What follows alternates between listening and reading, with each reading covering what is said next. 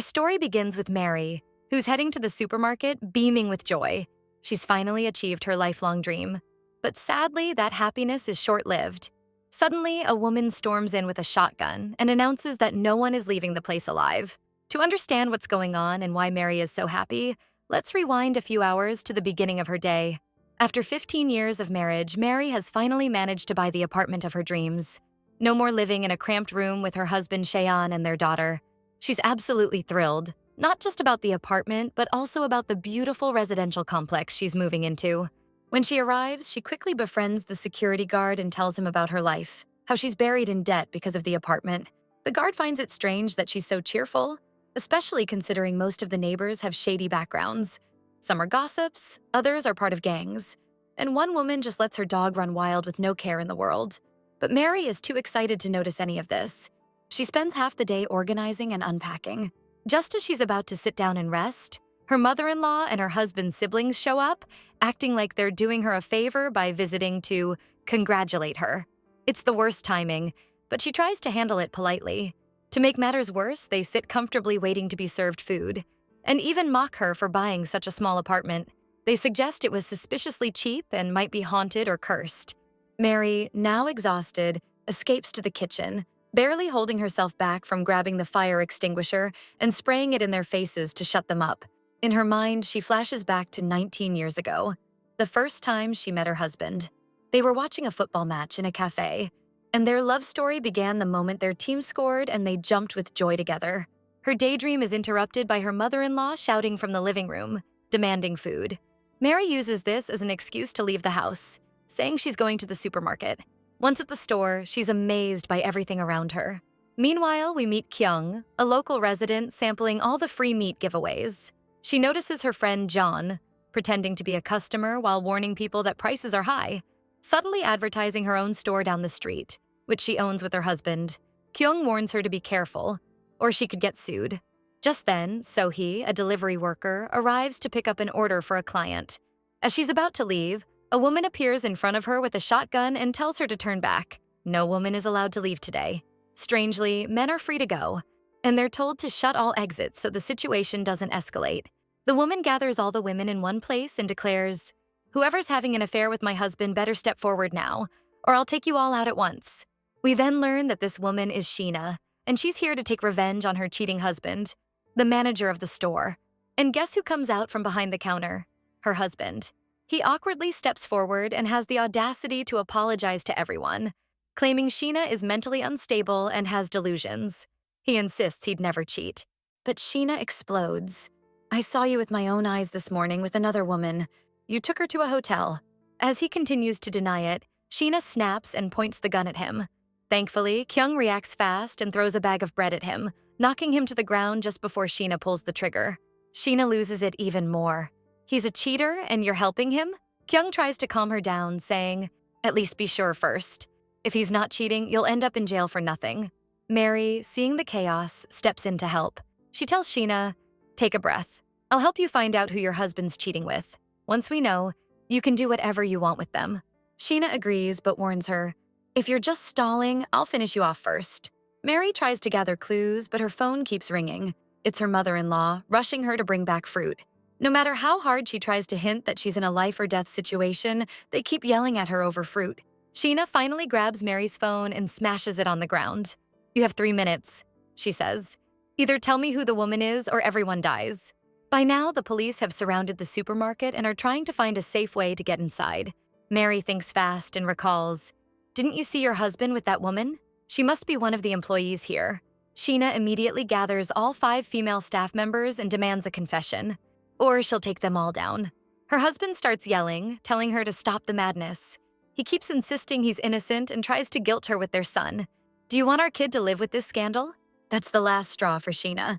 "You're the last person who gets to speak," she says. "Did you forget what you did to me?" We then flash back 5 days earlier. Her husband is taking their son to an amusement park, seemingly just using the opportunity to escape and cheat in peace. He left the amusement park and went off to spend time with his mistress, leaving his injured son behind.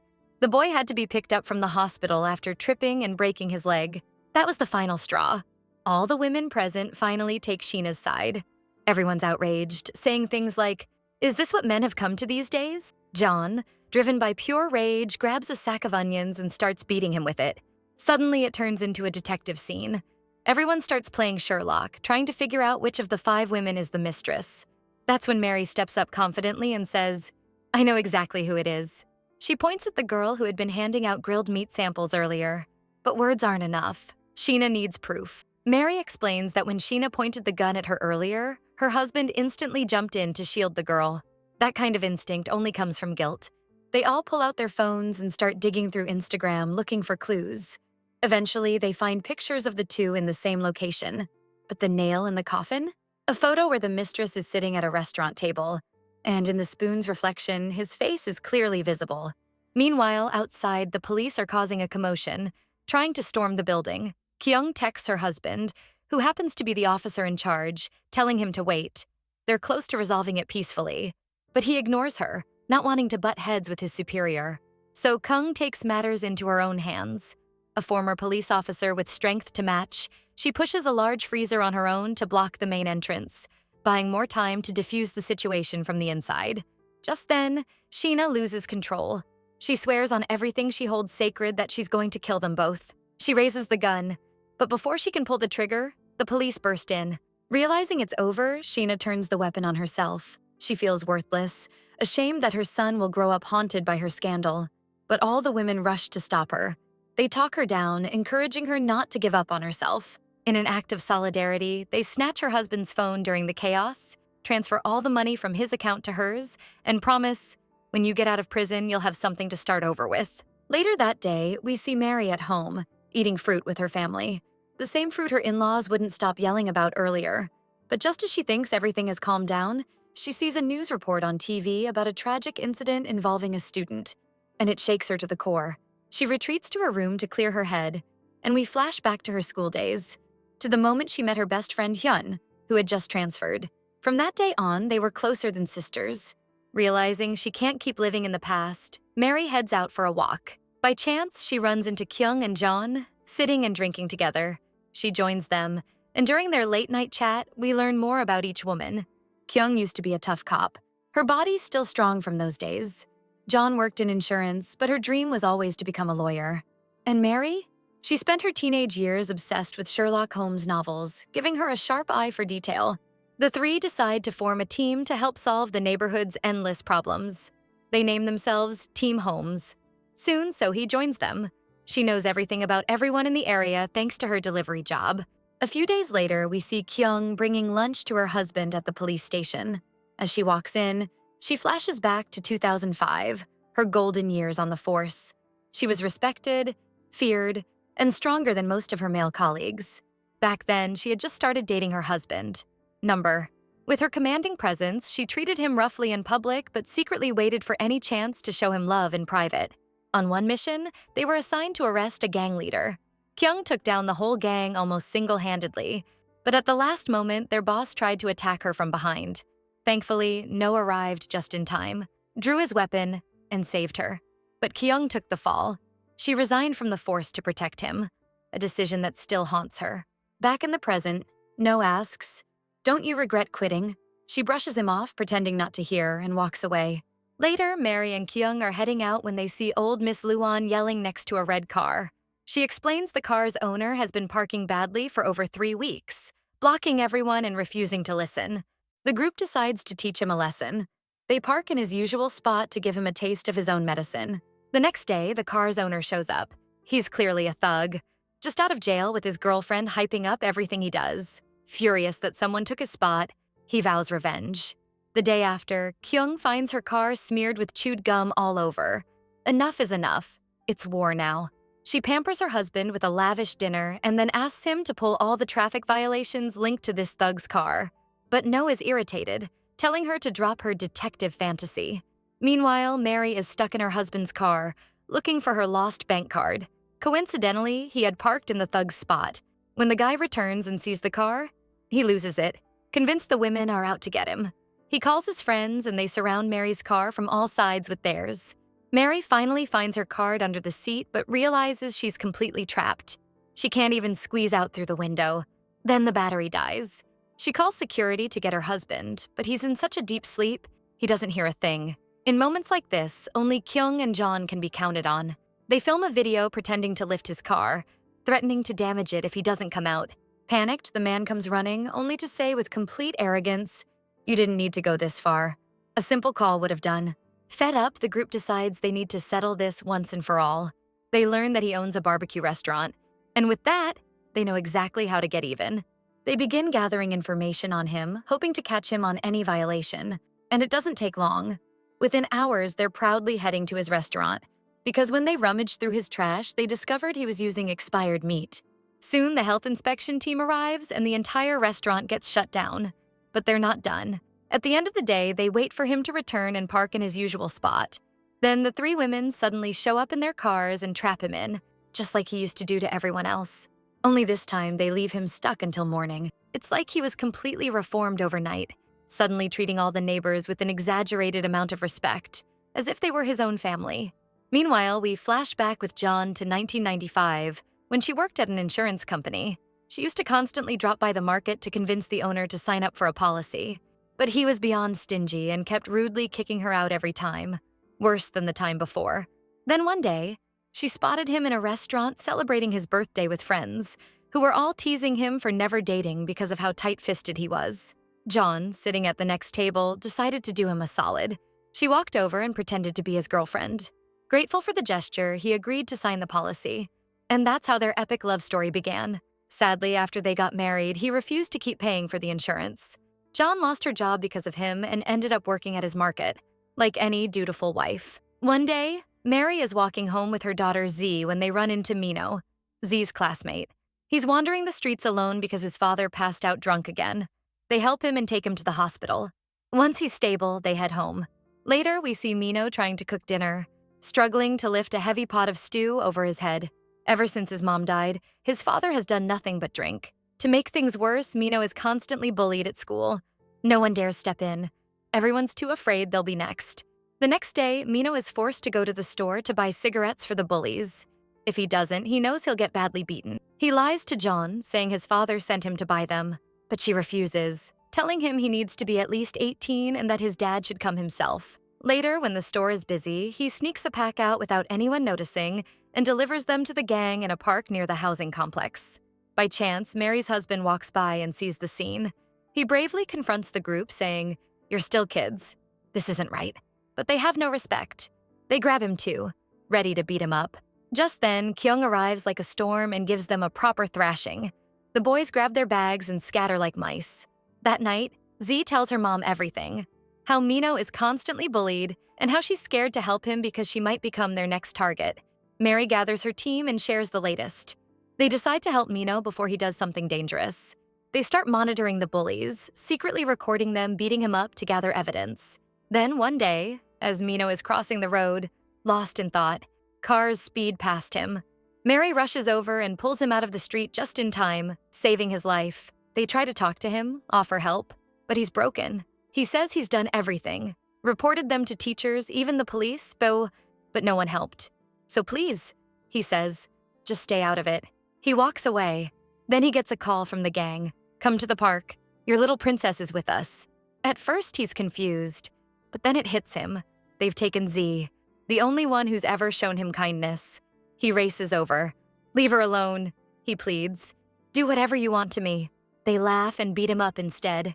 Suddenly, Team Holmes arrives. The women jump in and teach the bullies a real lesson, because these kids clearly missed out on proper parenting. Afterward, the women tell the bullies they've captured everything on video. "You'll be expelled and barred from university. Clean up your act while you still can." The next day, they go to the school with Mino and file a formal complaint. That's when his father finally snaps out of his drunken haze. He quits drinking and returns to his old job. Back at home, Mary discovers the apartment above hers has finally been rented by new neighbors. But just then, she gets a call from her sister-in-law, yelling over the phone. "Now I know why your apartment was so cheap. One of the previous tenants jumped out the window." Mary can't even process what she's hearing. She pretends she already knew, brushes it off with a quick, "Oh yeah, sure. Bye." The next morning, she rushes to meet her friends to find out the full story. Turns out the man who lived there before was well loved by everyone. But after his daughter died in an accident, he became reclusive. And then, it happened. They try to reassure Mary, saying, "It's fine. Let it go. Everyone moves on eventually. Meanwhile, the police discover a new case. A woman found dead in an abandoned location. A red ribbon tied around her neck. The suspect? Dressed entirely in black, face concealed. And by pure coincidence, he lives in the same complex as our main characters. The next day, Sohee goes to the supermarket to pick up items for a delivery. There, she meets a cashier with half of her hair dyed bright red. They strike up a conversation because Sohee has yellow highlights. Instant connection. But something's off. The boy working with the red-haired girl is acting very strange, his eyes full of suspicion. Meanwhile, the entire neighborhood stages a protest in front of the trash area. Garbage has been piling up for over a month. The building manager, fed up, dumps the responsibility on Luan, since she's in charge of the residents group. But Luan, lost in her own world, passes the job on to Mary and her team. They accept the challenge. After all, if Mary helps her solve this, half the residents have promised to sign up for the gym where her husband works as a trainer. Mary holds a small strategy meeting with the team, convincing them to help sort the trash. And so they begin digging through the bags, determined to figure out which trash belongs to which neighbor. They start sorting the garbage bags to return each one to its rightful owner. By the end of the day, they spot Kim, Lowen's son, returning from university, his face buried in a book, studying even as he walks. They all start gossiping about how he's the most handsome guy in the neighborhood. And to top it off, he studies economics. Basically, he's flawless. While they're still going through the trash, they find a missing dog flyer. It's Susie's dog. They feel bad for her, even though she's always acting out and letting her dog run wild. Still, it's not right. Meanwhile, the mysterious man in all black is watching Susie. Judging by the way he stares, it looks like she might be his next victim. The day passes as they continue digging through garbage. Suddenly, they hear a woman scream. Miri rushes over to check, and the woman tells her a man in black had been following her. When she turned around, he's suddenly stripped completely naked, just standing there like God created him. Disgusting. Coincidentally, they see a man standing nearby, dressed all in black. Miri thinks he's the creep and starts beating him up. The guy tries to explain he has no idea what's going on. And when he's had enough, he runs off to avoid a bigger scene. Later that night, Miri is in her room when she hears buzzing noises from her neighbor. She knocks to ask them to quiet down. And shockingly, it's the same guy she just beat up. Of course, he refuses to open the door, pretending not to hear anything. The next day, Miri steps outside to give her daughter her school bag and sees a man in a security uniform. It's Park. Turns out he just got hired at their apartment complex. He tries for 2 whole hours to convince her he has nothing to do with the flasher incident, that it was just a coincidence. But Miri's mind is made up. Out of frustration, he finally tells her, "Fine, I'll catch the pervert myself just to clear my name." Later, she and Kyung head to the supermarket in the neighboring complex to return someone's garbage. A guy there, the same suspicious one, keeps giving weird looks to the red-haired girl he works with. Miri recalls seeing a torn red ribbon earlier and gets a bad feeling. She asks if he knows anything about it, but he gets nervous and fumbles with his words, like he's being interrogated. Turns out he's seriously obsessed with the girl, so much so that he's been keeping her locked up in his apartment so she can't interact with anyone else. Coincidentally, Miri had recently run into the girl's sister, who told her she's been missing for a while. That confirms Miri's suspicions, and she gathers her team to figure out a way to rescue her. Meanwhile, the police discover a new crime scene, a dead girl with a red ribbon tied around her neck. This matches exactly how Miri's best friend died back in school. Same ribbon, same way. So they decide to take action. They send Ji-yeon to knock on the guy's door, pretending to deliver food from his mother. He opens up and she barges in, saying she needs to check the address. She notices a padlocked room, and the guy looks completely disconnected, clearly unwell. He starts ranting about how his mom left him when he was 3. Like that explains everything. Ji-yeon plays along, pretending she got the apartment number wrong. She excuses herself to the bathroom to buy time, while Miri calls the guy and tells him someone hit his car outside. As soon as he leaves, the girls rush in and break the lock. Inside, they find the missing girl, badly beaten and traumatized. By the time he gets back, the police are already there. Later, Susie is crying her eyes out over her missing dog. By chance, she finds a button on her floor and wonders how it got there. The next day, Miri gets a call from an old schoolmate. Their former teacher has passed away. She goes to the funeral, but there, one of the women lashes out at her. "You've got the nerve to show up after what you did to Yoon?" She tells her that Yoon's mother took her own life too. Miri is devastated. She goes drinking alone, hoping the alcohol will drown the past she can't seem to escape. Meanwhile, the same creep in black keeps exposing himself to women. The security guard is patrolling when he spots a guy in black standing outside an apartment. Thinking he's the pervert, he confronts him. But it turns out to be Park. And then comes the twist. We find out the security guard is Park's real father. 10 years ago, he cut Park out of his life. Since then, Park's been working nearby just to stay close to him. He tells his father, "I'm writing a novel. In a few months, I'll make sure you can quit this miserable job." Elsewhere, the building manager is raising hell at the security office because his delivery hasn't arrived. He's visibly anxious. Meanwhile, someone is secretly following and photographing Sohee, and all signs point to the same flasher targeting the women in the complex. Miri decides to visit a psychiatrist. She can't cope with the trauma anymore, especially the guilt of surviving when her best friend died. The doctor prescribes her medication. Later, Miri meets with her neighbors again to discuss what to do about the pervert, but most of them couldn't care less. She turns to Park. He's the only one willing to help, maybe to redeem himself. They start tracking the flasher and realize he always appears on rainy days, like today. They prepare an ambush and have Park dress as a woman to lure him out. He ends up looking stunning. The plan works. The flasher shows up and they catch him red-handed. The shocking twist? They discover he's the building manager himself, and they all start sorting each trash bag to its rightful owner. Miri, still haunted by guilt over her friend's death, visits a therapist. She confesses that she was there the night it all happened, and that the killer warned her not to come in or he'd kill her friend. Out of fear, she obeyed, and has lived with that guilt ever since. The therapist suspiciously tells her, "It's probably for the best you didn't see his face." Then, Miri receives a call from the hospital. Sohee's son, not even 5 years old, is critically ill. Sohee had listed Miri as an emergency contact. Rushing over, Miri realizes Sohee is missing and starts searching for her. Meanwhile, Sohee wakes up tied up, face to face with Kim, Lowen's son, the seemingly perfect economic student. Yes, he's the predator. Sohee is shocked to see all of Susie's photos pinned around the room. Kim tells her about the night he exposed himself to Susie, and she just laughed it off and told him to get dressed. That was the moment he fell in love, because she was the first to ever show concern for him. He started following her everywhere and drawing her. Now he sees Sohee as the next special one. Meanwhile, Miri notices Lowen walking suspiciously with a garbage bag. Curious, she follows her and discovers all of Kim's drawings of Susie, along with trophies from all his victims. Lowen admits she's known her son was unstable for a long time and tried to cover for him. Miri gives her an ultimatum: give them the key to his second apartment or she's calling the cops. Lowen gives in, but the key doesn't work. They're forced to break in. Inside, Kim attacks Kyung and threatens to kill her too. As usual, he starts monologuing, explaining how Susie rejected him, called him a freak, and that's why he killed her. He blames everything on his abusive mother, who used to burn him with cigarettes and lock him on the balcony naked. Eventually, the 4 women overpower him, knock him out, and the police arrive. At a distance, Miri's therapist watches the scene, smiling. It's revealed he was the one who encouraged Kim, giving him detailed notes on how to commit the murders and even how to tie the red ribbon. The next day, the Holmes girls are recovering in the hospital. Later, Miri finds out her husband's salary hasn't come in. When she calls the gym, they tell her he quit a month ago. Turns out he secretly sold their apartment to open a cafe, without telling her.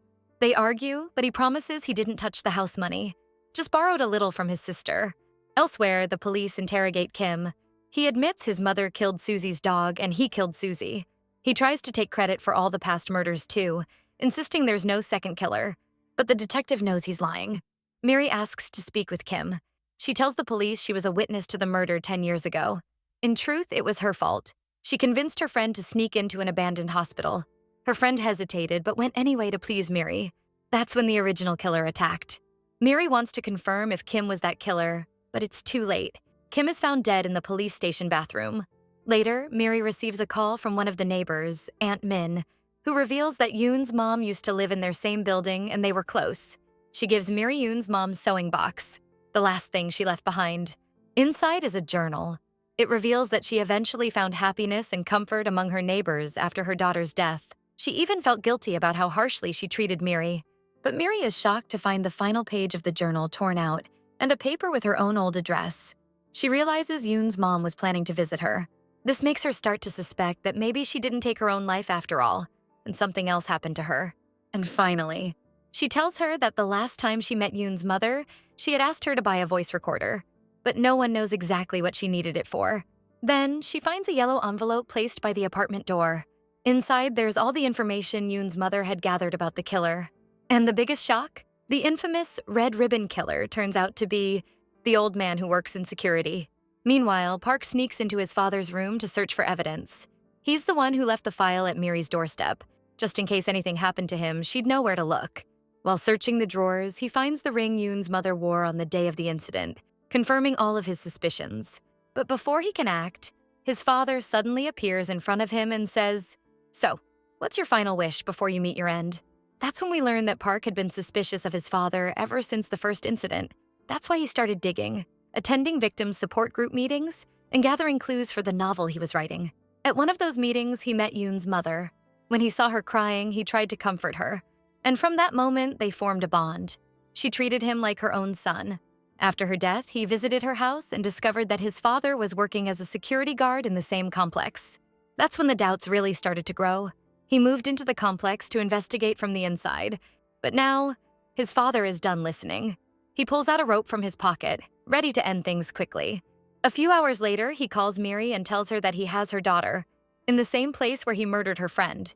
If she wants to see her daughter again, she must come to the abandoned hospital and bring all the evidence she has so they can deal with it together. By now, Miri has already found the voice recorder, which contains the proof. It turns out Yoon's mother had developed a close relationship with the killer. He was so sweet to her that when she found out he was sick, she even visited him at home with some soup. But by pure coincidence, she stumbled upon his diary. And in it, he had written down everything he did to her daughter. She played dumb, just to get out safely. From that moment on, she started gathering evidence quietly, until the day she finally confronted him and started recording their conversation. But the moment he realized, he didn't hesitate. He threw her out the window.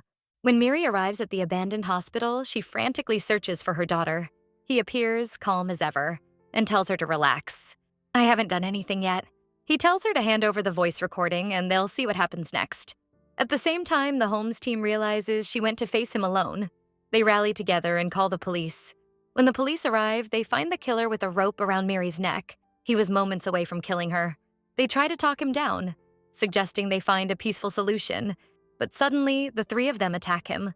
Unfortunately, he's already prepared. He'd doused the whole place in gasoline.